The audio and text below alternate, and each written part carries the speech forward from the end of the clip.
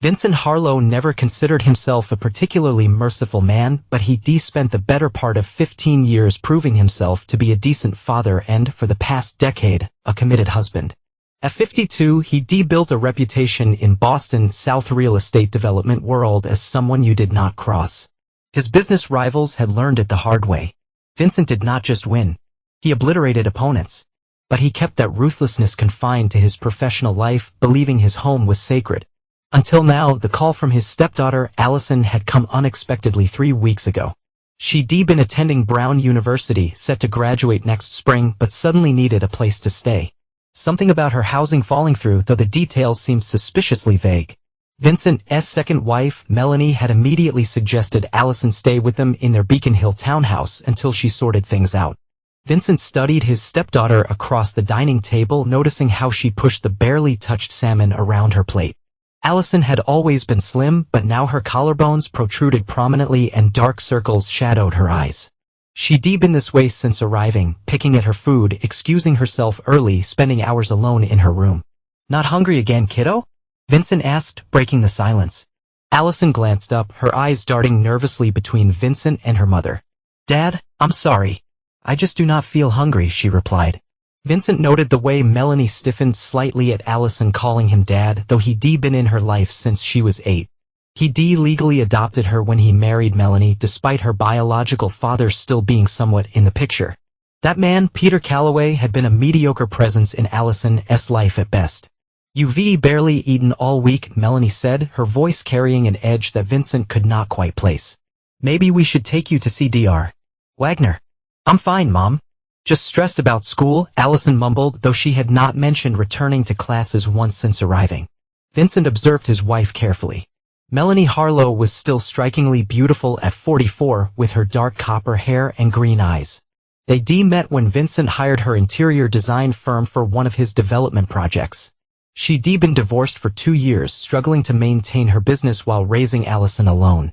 Vincent had been captivated by her resilience, her ambition. Their courtship had been swift, perhaps too swift, a thought that occasionally troubled him in recent months. "I actually have a dinner meeting tomorrow night with Theodore Mills," Melanie announced, changing the subject. "He's interested in having me redesign their Nantucket summer home." Vincent nodded. The Mills family was old money and well-connected. Landing their project would be significant for Melanie's business. "That's great, sweetheart. I'll hold down the fort here." "It might run late," Melanie added casually. "The ferry schedule back is limited, so I might need to stay overnight." Vincent noticed Allison's knuckles whitening around her fork but thought nothing of it. "No problem. Allison and I can have a movie night, right, kiddo?" Allison's smile seemed forced. "Sure, Dad." Later that evening, as Vincent worked in his home office, he pulled up the security app on his tablet. A habit he developed over years of being security conscious. He cycled through the cameras around their home, pausing when he spotted Allison standing in the hallway outside her mother's studio, her ear pressed against the door. Her body language screamed tension. Vincent's finger hovered over the audio button, then pulled back. Whatever was happening, eavesdropping through security cameras felt like a violation of trust. Still, he could not shake the feeling that something was deeply wrong in his household. He made a mental note to check the logs of Melanie's business trips over the past 6 months. The frequency had increased, but he'd been too consumed with his latest development project to pay close attention. Vincent had never been the jealous type. He trusted his wife implicitly, but trust, as he often told his business associates, should always be verified. The following evening, with Melanie gone to Nantucket, Vincent ordered pizza. Allison's favorite from college days, but she only managed 2 small bites before setting it aside. "Allison," Vincent said carefully, "what's really going on? And do not tell me it's just stress. You've never been this way before." Allison stared at her plate, a battle clearly raging behind her eyes. "I see not. You can tell me anything," Vincent assured her. "Did something happen at school? Is someone bothering you?" Allison's laugh was hollow. "I wish it were that simple." Vincent muted the television and turned to face her fully. "I'm not just your stepfather, Allison. I'm your dad in every way that matters. Whatever it is, we'll handle it together." Tears welled in her eyes. "I do not want to hurt you." A cold weight settled in Vincent's stomach. Sometimes the truth hurts, but lies destroy. Always better to rip the bandage off quickly. Allison nodded and wiped her eyes. "I did not drop out of school. I was doing great, actually. Dean's list last semester.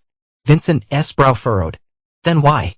I came home early one weekend to surprise Mom for her birthday in March, Allison continued, her voice barely above a whisper. You were in Chicago for that development deal. Vincent remembered. The Lincoln Park luxury apartments, a $50 million project. She was not at the apartment in Providence. I waited hours thinking she was at a client meeting. Allison's voice cracked. When she finally showed up the next morning, she was not alone.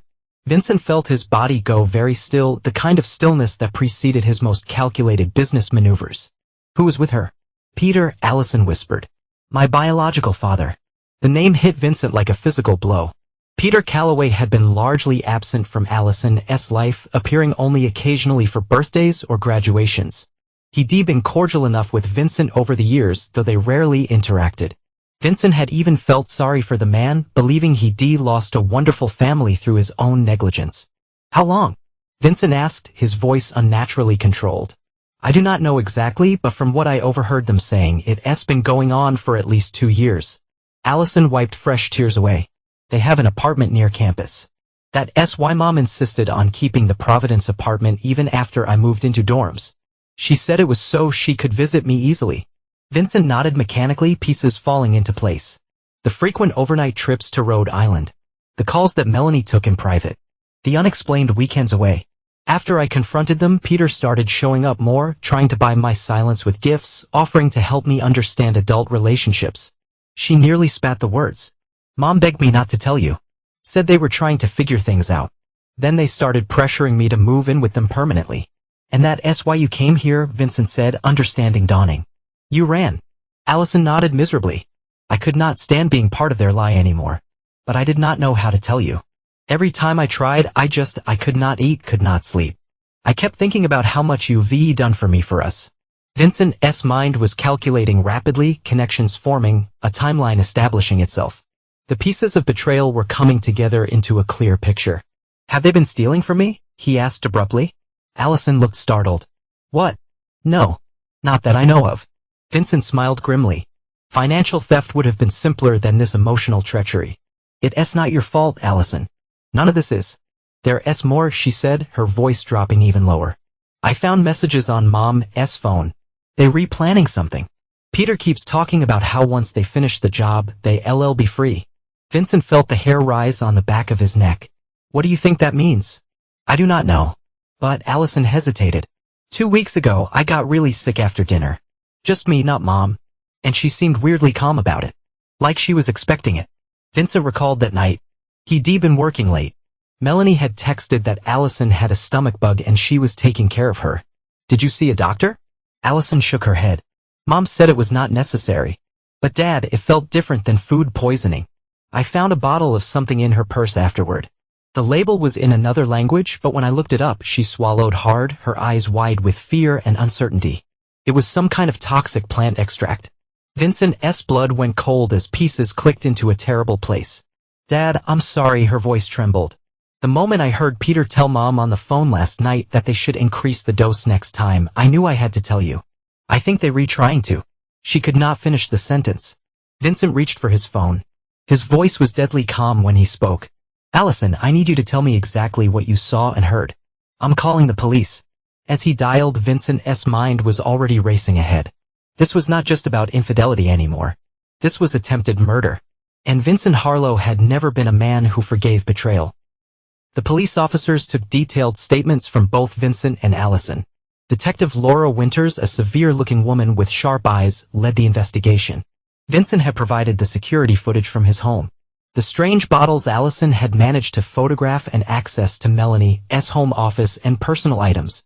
Sir, these are serious accusations, Detective Winters said, watching as her colleagues cataloged items from Melanie's desk drawers.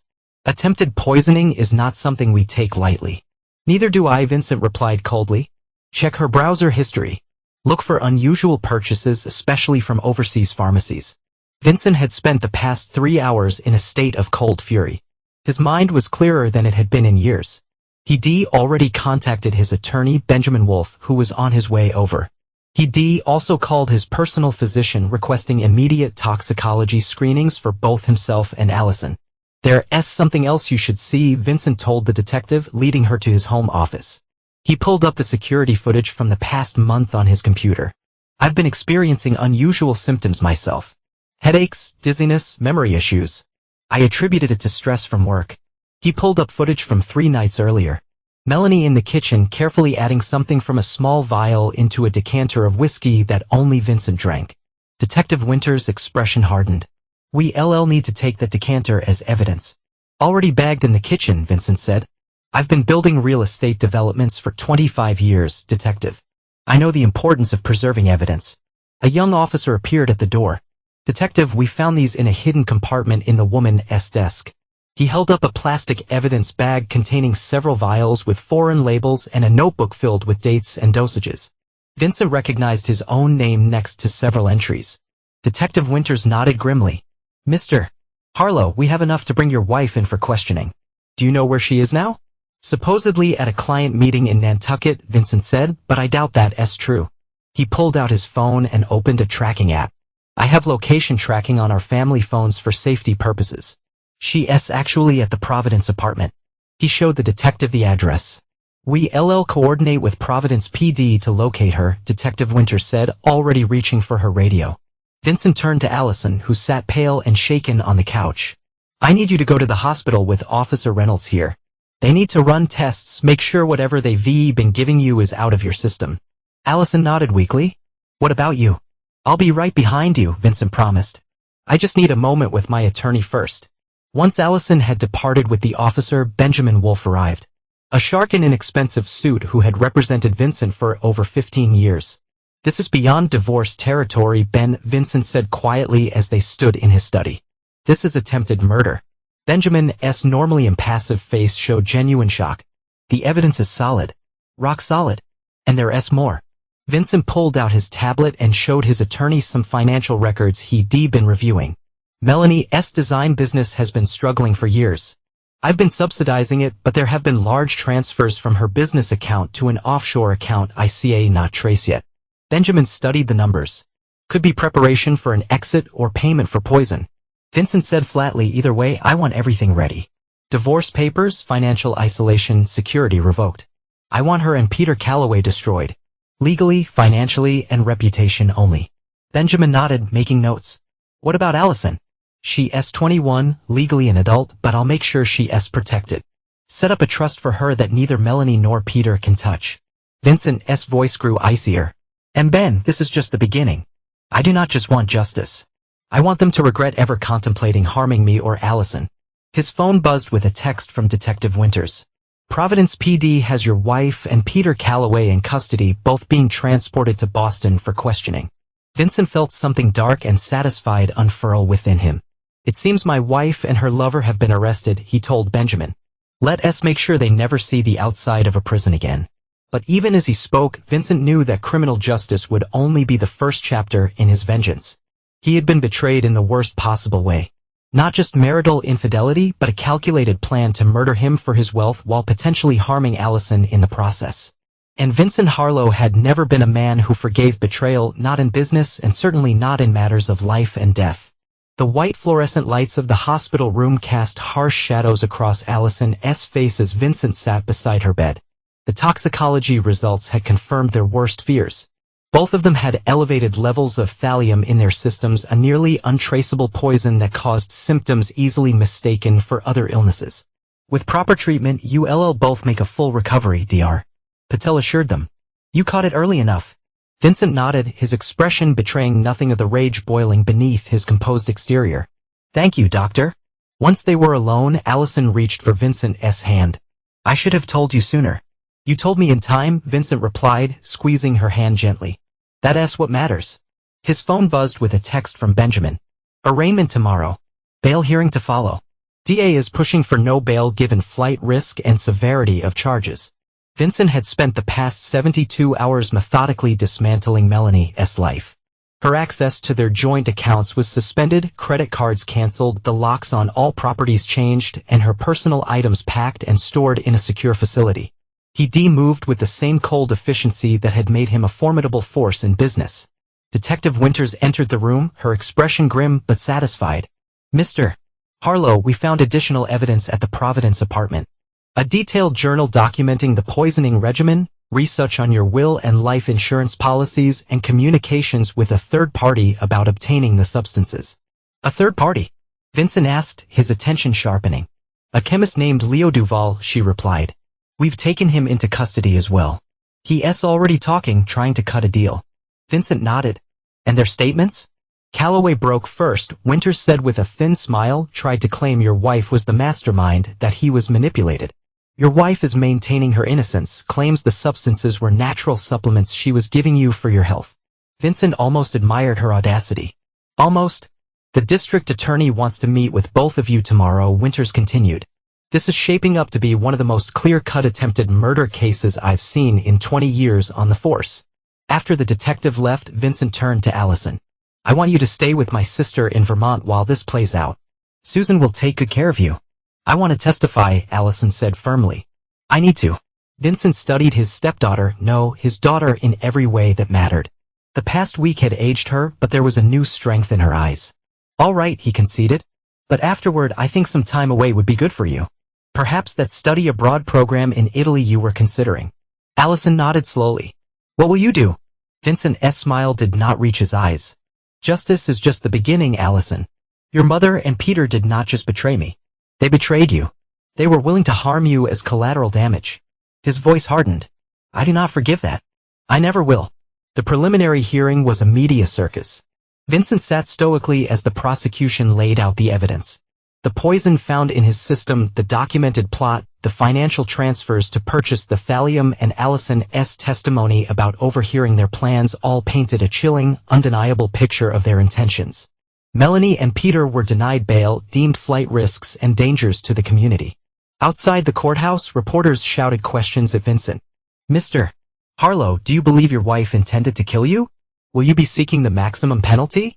How does it feel to be betrayed by both your wife and your stepdaughter as father? Vincent stopped and faced the cameras, his expression calm and controlled. I trusted two people who conspired to murder me and endangered my daughter. I believe in our justice system, but make no mistake, his eyes turned cold, this betrayal will be answered in full. I will not be taking questions. That evening, alone in his study, Vincent reviewed the files Benjamin had compiled. Melanie's business had been failing for years, despite Vincent's financial support. Peter Calloway had a mountain of gambling debts. Together, they stood to gain over $30 million from Vincent's death through life insurance and his will, which he now changed to exclude Melanie entirely. But something still bothered him, the timing. Why now, after 10 years of marriage? Vincent dug deeper into Peter's financial records following a hunch. The breakthrough came at 2 a.m. Peter had taken out a massive loan from a notorious loan shark named Raymond Vegas 6 months ago, with a deadline for repayment that was rapidly approaching. Vincent leaned back in his chair, the pieces falling into place. They were not just planning to kill him for his money, they were doing it on a deadline. His phone rang. Detective Winters. Mr. Harlow, sorry for the late call, but you need to know this. We found evidence that suggests your wife and Calloway were planning to frame Allison for your death if their poisoning plan failed. Vincent's hand tightened around the phone. Explain. They been planting evidence. Her fingerprints on the poison bottles, fake journal entries and handwriting similar to hers, even a falsified psychological evaluation suggesting she had homicidal tendencies toward you.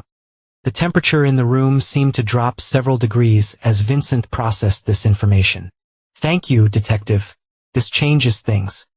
After hanging up, Vincent sat motionless for several minutes. Then he reached for his phone again and dialed a number he had not used in years. Frank, it's Vincent Harlow. I need your services again. Yes, it's personal this time. Very personal. Frank Donovan had been Vincent's fixer for difficult business situations in the early days. Back when Vincent was climbing his way up through Boston's South cutthroat real estate world. He left those methods behind years ago, or so he thought. But this was different. This was not business. This was family. As he hung up, Vincent opened his laptop and created a new folder labeled Reciprocity. Inside, he began mapping out a plan that went far beyond what the justice system could provide. The legal prosecution was just the public face of his revenge. The real retribution would happen in the shadows, where the full price of betrayal would finally be paid. the architect of vengeance. Frank Donovan had not changed much in the 8 years since Vincent had last employed his services. Still built like a boulder with a grainy crew cut and eyes that revealed nothing. He sat across from Vincent in a private room at an unmarked office building Vincent owned in South Boston. "You looking at a lot of years for both of them," Frank said, reviewing the case files. "Attempted murder, conspiracy, 20 years minimum, possibly life. So why am I here?" Vincent slid a folder across the table. "Prison is insufficient. I want total destruction." Frank opened the folder, his eyebrows rising slightly as he reviewed the documents. "This is comprehensive. I've spent the past week planning." Vincent replied, "The legal proceedings will handle their freedom. I want you to handle everything else." The folder contained detailed information about Raymond Vegas, the loan shark Peter owed money to, the offshore accounts where Melanie had been transferring funds, and information about associates and family members who might be helping them. "Phase 1 is already underway," Vincent continued. "I've had my financial team trace and freeze every asset connected to either of them. But I need someone with your specific talents to handle the less conventional aspects." Frank nodded slowly. "You want me to make sure this Vegas character comes collecting from Calloway, even in prison. I want Calloway to understand that prison would not protect him from his debts." Vincent confirmed. "As for Melanie," his voice hardened, "I want her design career destroyed, every client, every contact, every professional relationship poisoned. When she eventually gets out, I want her name to be toxic in the industry." "That's doable," Frank said. "What about their families?" Vincent shook his head. "I'm not that man. Their families are innocent. This is about those who betrayed me directly." Frank studied Vincent with newfound respect. Even in his rage, Vincent maintained certain boundaries. "There's one more thing," Vincent added, pulling out another file. "This chemist, Leo Duval, the one who supplied the poison, the DS offering him a deal in exchange for testimony." "You want him silenced?" Frank asked cautiously. "I want him to refuse the deal," Vincent corrected. "Find leverage. Make him serve the full sentence alongside them." Frank nodded, already formulating a plan. "Consider it done." Over the next several weeks, Vincent maintained his public persona as the stoic victim, cooperating fully with prosecutors while privately orchestrating his deeper revenge. He hired private investigators to dig into Melanie and Peter's past, finding patterns of deceit that stretched back years. The most shocking discovery came from Melanie's emails. Allison was not her first child. She'd had a son with another man before Peter. A child she'd given up for adoption and never mentioned to Vincent. Further investigation revealed she'd been in contact with this now adult son, sending him money from Vincent's accounts. Vincent contemplated using this information in court but decided against it. Some weapons were better held in reserve. Meanwhile, Allison was recovering both physically and emotionally at Susan's place in Vermont. Vincent visited weekly, gradually helping her process the betrayal while ensuring she continued her education remotely. During one such visit, as they walked through Susan's apple orchard, Allison asked the question Vincent had been expecting. "Are you doing something beyond the trial? Something Mom and Peter do not see coming?" Vincent considered deflecting, but opted for a partial truth. "The law has limitations, Allison. Some forms of justice require alternative approaches." She nodded slowly. "I should be angry at you for that. I should tell you to let the courts handle it." She plucked an apple from a low-hanging branch. "But I keep remembering how they were willing to frame me, their own daughter." "You do not need to know the details," Vincent said gently. "Some burdens do not need sharing." "Just promise me one thing," Allison said, meeting his eyes. "When it's done, when they've paid for what they did to us, we move forward. We do not let their poison keep spreading through our lives." Vincent squeezed her shoulder. "I promise this ends with them." But as he drove back to Boston that evening, Vincent knew it was a promise he might not be able to keep.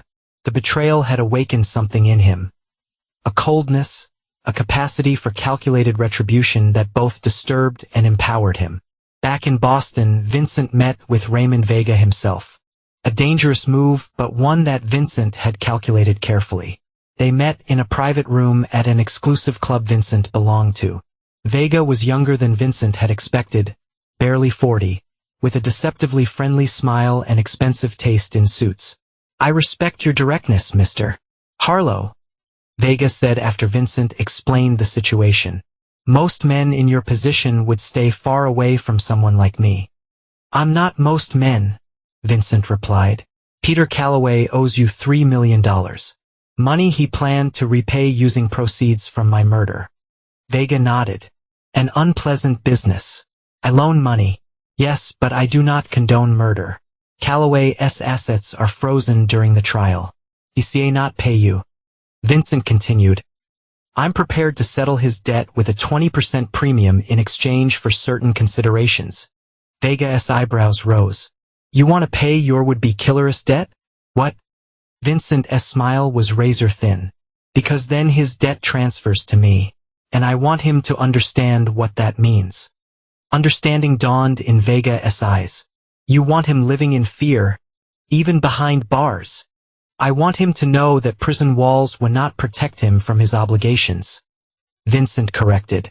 "From either of us." Vega considered this, then extended his hand. "Mr. Harlow, I believe this is the beginning of a mutually beneficial arrangement." As they shook hands, Vincent felt the last of his hesitation dissolve. He had crossed a line. But for Allison, for justice, some lines needed crossing. The trap was set. Now it was time to spring it. The trial of Melanie Harlow and Peter Calloway became the most sensational case Boston had seen in decades. Vincent sat in the front row every day, his expression impassive as the prosecution methodically presented their case. The evidence was overwhelming. The poison in Vincent and Allison's systems, the detailed journal of the poisoning schedule, the offshore accounts, the research into life insurance policies, and most damningly Leo Duvall's testimony. Despite Frank's best efforts, Duvall had taken the deal, though his testimony was limited after mysterious threats reached him in protective custody. Still, what he provided was enough to destroy any chance of reasonable doubt. On day 12 of the trial, Vincent was called to testify. As he took the stand, he noticed Melanie's attempt to catch his eye, her expression pleading. He looked through her as if she were invisible. "Mr. Harlow," the prosecutor began, "could you tell the court about when you first suspected something was wrong?" Vincent spoke clearly and calmly, describing Allison's strange behavior, the revelation, and the evidence they discovered. He detailed his symptoms, the security footage of Melanie adulterating his whiskey, and the financial records showing the purchases of thallium. During cross-examination, Melanie's attorney tried to suggest Vincent had fabricated evidence out of jealousy over her rekindled relationship with Peter. "Mr. Harlow, is not it true that you've been known for ruthless business tactics? That you've destroyed competitors who stood in your way?" Vincent met the attorney's gaze steadily. "I've been aggressive in business, yes, but I've never poisoned anyone. The medical evidence shows thallium in both my and my daughter's bloodstream. Did my jealousy somehow manufacture that poison?" The courtroom erupted in murmurs, quickly silenced by the judge. After Vincent stepped down, Allison took the stand.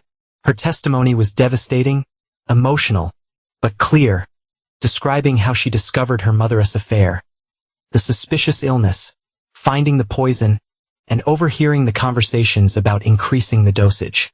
Melanie wept openly during Allison's testimony. Peter stared at the table, unable to look at the daughter he had been willing to frame for harm. When the prosecution rested, the defense called Melanie to the stand. A risky move, but their only real option. She claimed the substances were natural supplements she'd been giving Vincent for his blood pressure, that she and Peter had rekindled their relationship but never plotted harm, and that Allison had misunderstood their conversations. Under cross-examination, the prosecutor was merciless. "Mrs. Harlow, how do you explain the thallium found in your husband's and daughter's systems? Is that a natural supplement too?" Melanie faltered. I do not know how that got there. And these journal entries in your handwriting, documenting increasing dosages and noting symptoms?" Those are about supplements. They were taken out of context, she insisted, weakly. In your research into your husband's life insurance policy, just days before increasing the dosage, your communications with Mr. Duval requesting something untraceable, the offshore accounts you set up to receive funds after. In your words, the job is done. By the end of cross-examination, Melanie was in tears, her credibility shattered. Peter's testimony was even worse. He attempted to blame everything on Melanie, claiming she had manipulated him with promises of wealth and rekindled love. The jury's disgust was palpable. On the final day of the trial, as closing arguments concluded, Vincent received a text from Frank. Package delivered to both targets. Effects beginning. Vincent allowed himself a small, cold smile. While the legal proceedings had been unfolding, his parallel plan had been advancing. Raymond Vegas's organization had made it clear to Peter that his prison term would not erase his debt, and that debt was now owed to Vincent. Meanwhile, every client in Melanie's design business had received detailed packages about her trial, along with evidence of past ethical breaches that Vincent's investigators had uncovered. The jury deliberated for less than 5 hours before returning their verdict. Guilty on all counts for both defendants. The judge scheduled sentencing for 2 weeks later, remanding both into custody. As the courtroom cleared, Vincent found himself face to face with Melanie as officers prepared to take her away. "Vincent, please," she whispered desperately. "I know you have influence. Help me. For what we once had." Vincent looked at her directly for the first time since the trial began. "The legal phase is over, Melanie. But your punishment is just beginning." Fear flickered in her eyes as comprehension dawned. "What have you done?" Vincent smiled thinly. "Nothing compared to what you planned for me. The difference is my vengeance is not criminal. That's just comprehensive." As the officers led her away, Vincent turned to see Peter watching their exchange, his face ashen. Vincent nodded slightly to him, a silent confirmation that he, too, would understand the full extent of Vincent's retribution. Outside the courthouse, reporters clamored for a statement. Vincent stepped up to the microphones, Allison by his side. "Justice has been served today," he said simply. "My daughter and I are grateful to the prosecution team, the police, and the jury for seeing the truth. We now ask for privacy as we begin to heal from this betrayal." A reporter shouted over the others. "Mr. Harlow, will you ever be able to forgive your wife and Mr. Calloway?" Vincent's expression hardened momentarily before he composed himself. "Some betrayals go beyond forgiveness. That's all I have to say." As they walked to the waiting car, Allison squeezed his hand. "It's over, Dad." Vincent nodded, not contradicting her. For Allison, it was over. For Melanie and Peter, the true reckoning was just beginning. 2 weeks after the verdict, Melanie and Peter received their sentences. 25 years each for attempted murder, conspiracy, and related charges. The judge had been particularly harsh, citing the calculated nature of the crime and the betrayal of family bonds.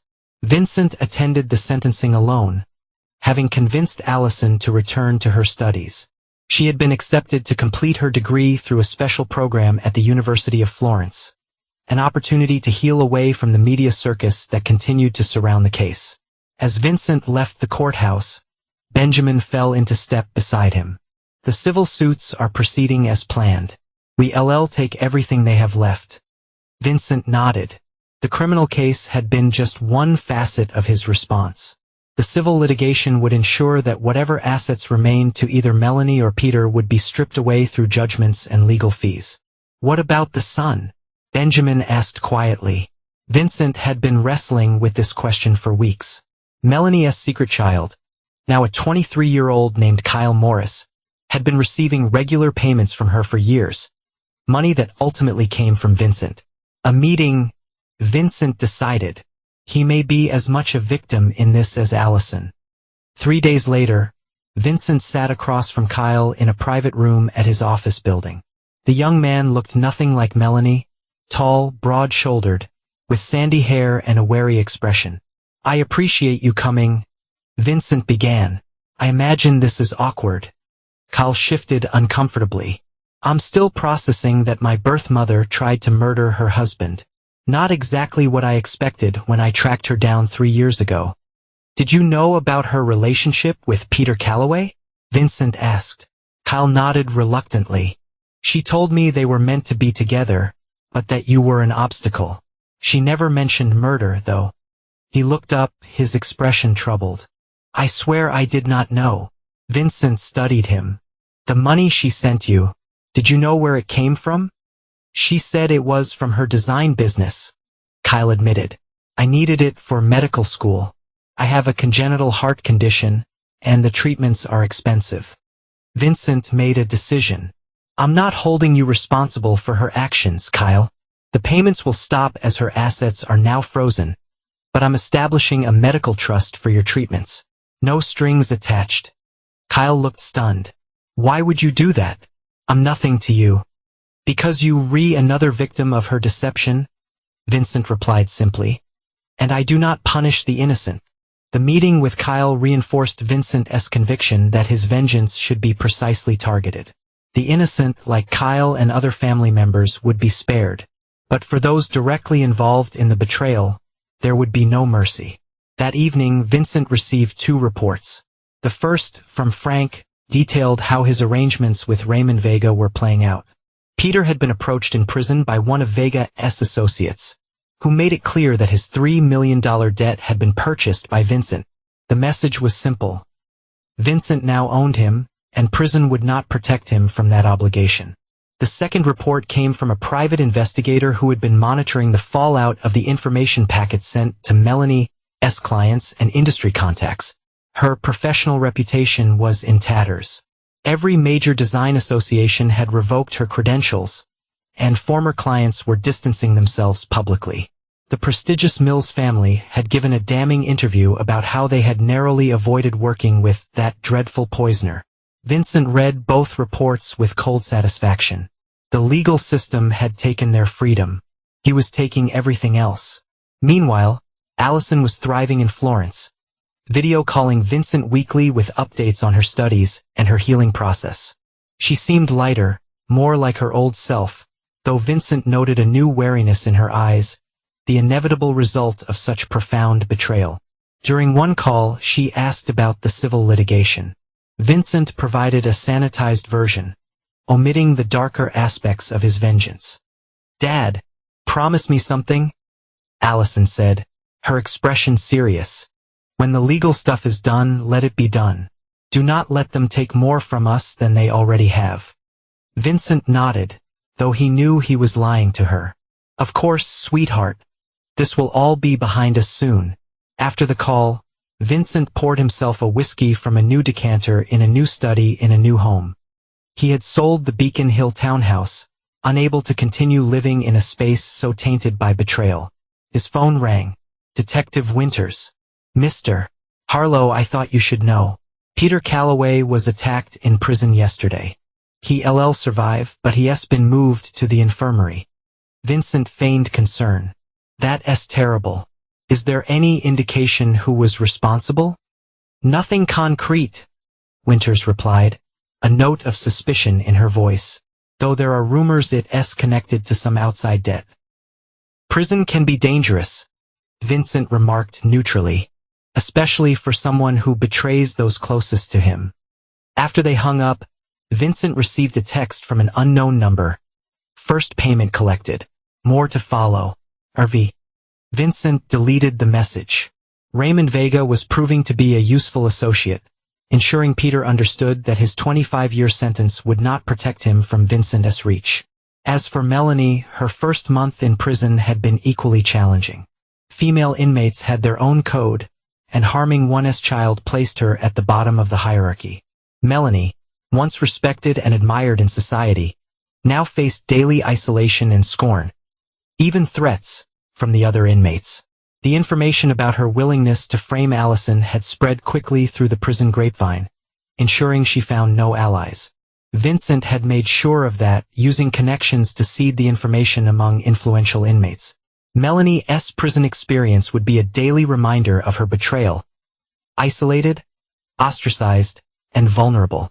This was Vincent's true vengeance. Not just the loss of freedom, but the systematic destruction of everything they valued. For Peter, it was the constant fear of what debt collection might entail within prison walls. For Melanie, it was the complete erasure of her professional identity and social standing. Vincent looked at their wedding photo, still sitting on his desk. Tomorrow he would put it away. But tonight, he wanted to remember what they had once been, and what they had chosen to destroy through their betrayal. His phone buzzed with another text, this one from Benjamin. Leo Duval has filed an appeal on his cooperation agreement. Claims he was coerced into testifying. Vincent smiled grimly. Frank's work again. The chemist who had supplied the poison was now trying to recant his testimony. A pointless gesture that would only damage his own credibility while changing nothing about Melanie and Peter's convictions. The machine of vengeance was running smoothly, requiring little direct input from Vincent now. Like any well-designed system, it had become self-sustaining. Vincent raised his glass in a mock toast to the wedding photo. You should have remembered one thing, Melanie. I never forgive betrayal. Never. 6 months after the sentencing, Vincent sat across from Raymond Vega at their now regular monthly meeting. These meetings, held in the private room of an exclusive restaurant Vincent owned, had evolved from a simple business arrangement into something more complex. Calloway is breaking, Vega reported, slicing into his steak. The last payment collection left him begging to speak with you directly. Vincent sipped his wine. Not yet. Let him understand the full weight of his debt first. The payments were not financial. Peter had no money left after the civil judgments. Instead, they came in the form of fear, isolation, and strategic reminders of Vincent's reach small things. His commissary account emptied the day before he could use it. The one guard who had shown him kindness suddenly transferred. Contraband planted in his cell just before a search. Vega studied Vincent with newfound respect. You know, when we started this arrangement, I thought you were just another rich guy playing at revenge. I was wrong. How so? Vincent asked. Most men in your position would have been satisfied with the prison sentences, Vega said. You understand that true vengeance requires sustainability. Vincent nodded slightly. They tried to take everything from me. My life, my daughter, my legacy. Their punishment should reflect that ambition. As their meal concluded, Vega handed Vincent a sealed envelope. Calloway wrote this, asked me to deliver it. I have not read it. Vincent tucked the envelope into his jacket without opening it. Anything else? Your ex-wife has requested a transfer to another facility. Claims she fears for her safety. Vega's smile was cold. Request denied, of course. The warden is an old friend. After Vega departed, Vincent finally opened the envelope. Peter's letter was desperate, claiming he had been manipulated by Melanie, begging for mercy, offering information about other crimes Melanie had allegedly committed, even suggesting he could help Vincent recover hidden assets. Vincent read it twice before feeding it into the shredder beside his desk. No response would be more telling than any words he could offer. Meanwhile, Allison had completed her degree in Florence and had been accepted to a prestigious graduate program in London. During her brief visit home between programs, Vincent was struck by how much she had grown. Not just academically, but emotionally. I've been talking to a therapist, she told him over dinner at his new penthouse. About Mom, about everything. Vincent nodded encouragingly. That's good. Professional help is important after trauma. She thinks I should consider visiting Mom, Allison said carefully, watching for his reaction. Not for forgiveness, but for closure. Vincent kept his expression neutral despite the surge of anger he felt. Do you want to? Allison pushed her food around her plate. I do not know. Part of me needs to ask her why. Why she was willing to hurt me, to frame me. She looked up. What do you think? Vincent chose his words carefully. Closure is personal. Allison, if seeing her would help you heal, I support that.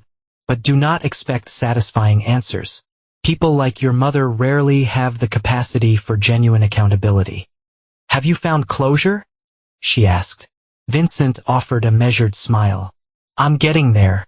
The legal system provided justice, and time is doing the rest. It was a carefully crafted lie. Vincent had no interest in closure or healing from the betrayal. His retribution was ongoing, a living thing that he nurtured daily. But Allison needed to believe he was moving forward. Her own recovery depended on it. After Allison departed for London, Vincent received word that Melanie had attempted suicide in prison. She had survived but was under psychiatric observation. The news left him unmoved. Her despair was simply another facet of his vengeance. Benjamin called later that week with updates on the civil litigation. The appeals court has denied their last motion. The financial judgment stands. They officially destitute. And the hidden accounts? Vincent asked. Found and seized. Benjamin confirmed. Every last penny. Even the account she was using to send money to her son. Vincent nodded. Make sure the medical trust for Kyle continues. He should not suffer for his mother's crimes. It was another small act of justice, measured precisely where it belonged, and nowhere else. The following week, Vincent received another unexpected communication. A call from Peter's ex-wife, Donna, Allison's biological mother. They had met only a handful of times over the years, as she had moved to California shortly after her divorce from Peter. I do not know if I should be calling you, she began hesitantly, but I felt I needed to go on. Vincent encouraged. Curious. Peter contacted me from prison, she explained. He wanted me to reach out to you to plead his case. He said you making his life hell in there beyond the sentence. Vincent remained silent, neither confirming nor denying. I told him I would not do it. Donna continued. After what he tried to do to Allison, my daughter, he deserves whatever he gets. Her voice hardened. I just wanted you to know that not everyone is falling for his victim act. I appreciate that, Vincent said simply. How is she? Donna asked, her voice softening. Allison. Vincent provided a brief update on Allison's studies and recovery, careful not to share too many personal details.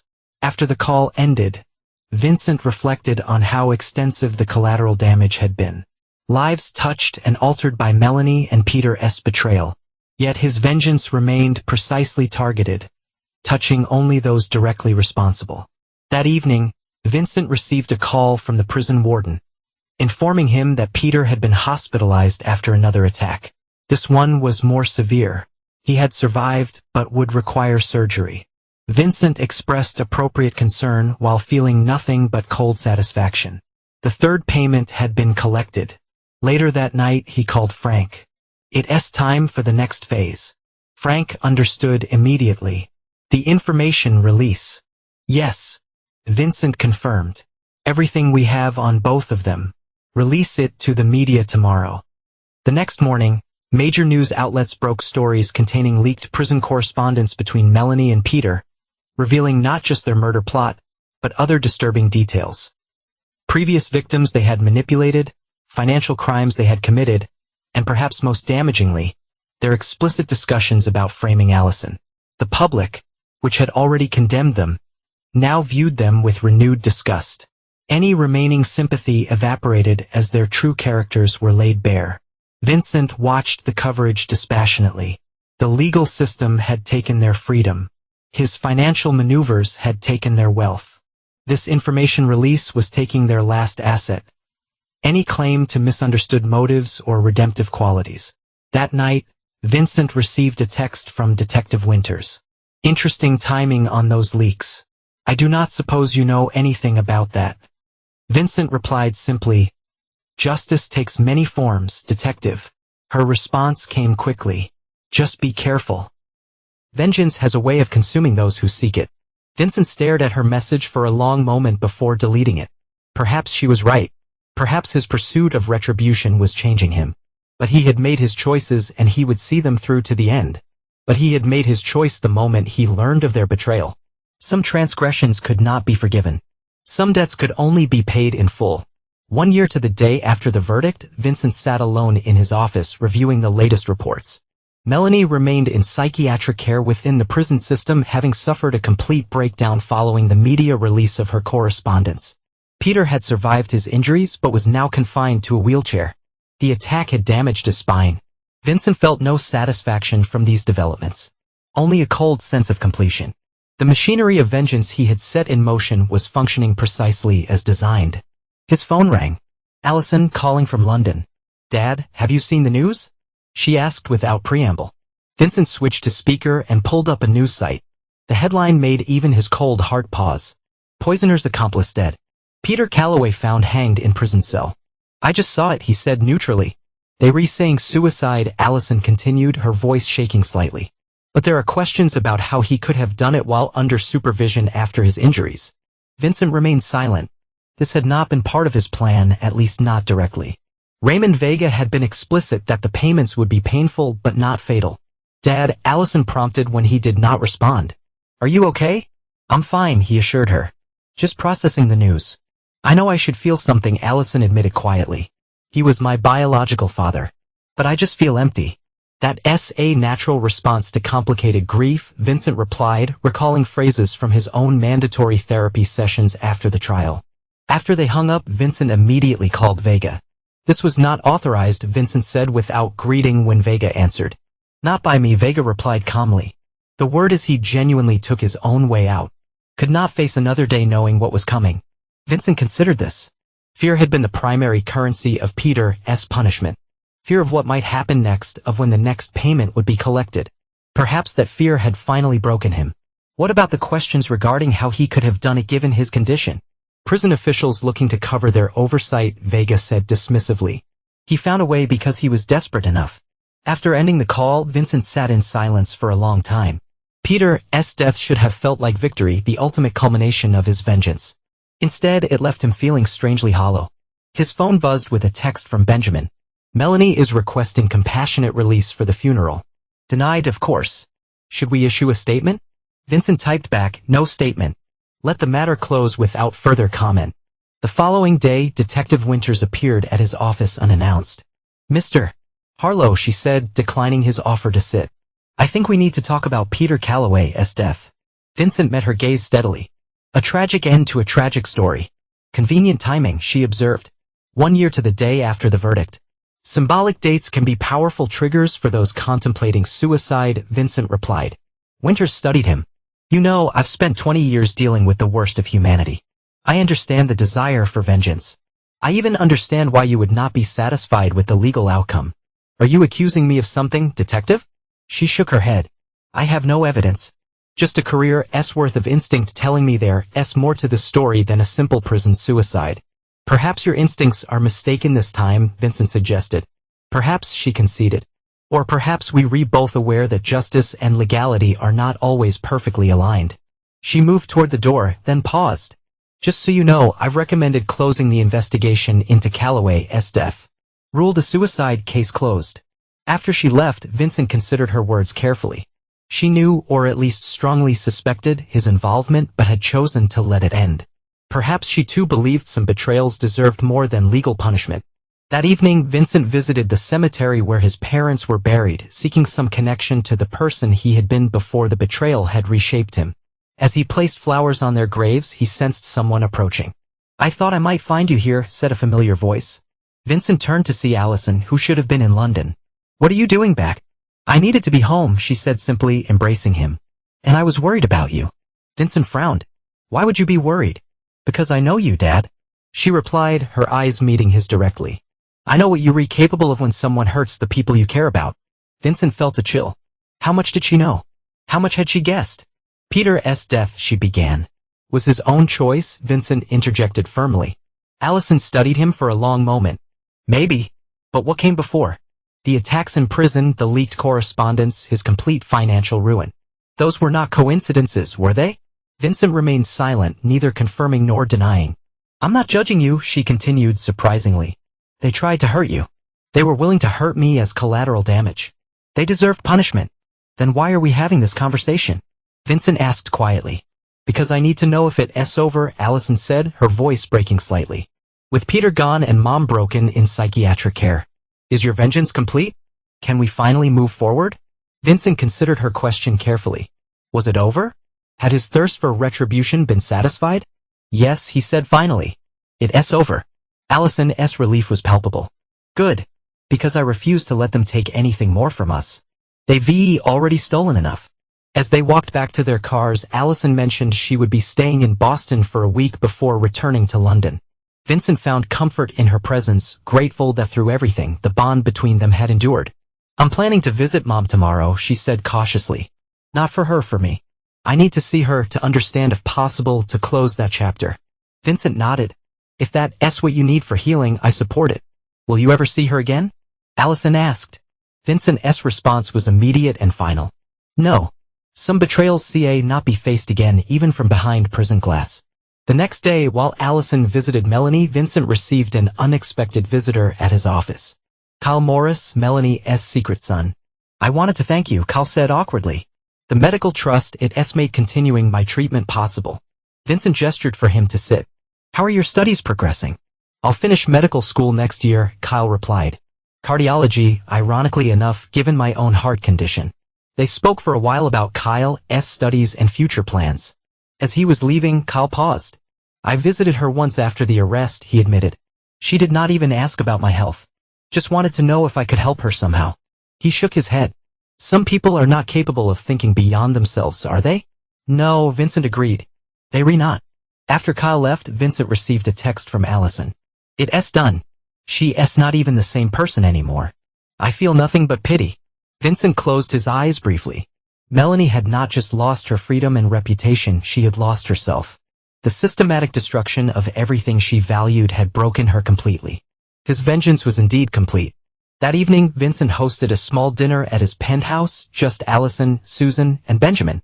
As they enjoyed the meal, Vincent found himself watching Allison, seeing traces of the happy, confident young woman she had been before the betrayal. I've decided to finish my graduate program, then come back to Boston, she announced over dessert. Maybe join your company if the offer still stands. Vincent smiled genuinely. It always stands. The Harlow name will be yours to carry forward someday. Later, after the others had left, Vincent stood on his balcony overlooking the Boston skyline. Allison joined him, wrapping a shawl around her shoulders against the evening chill.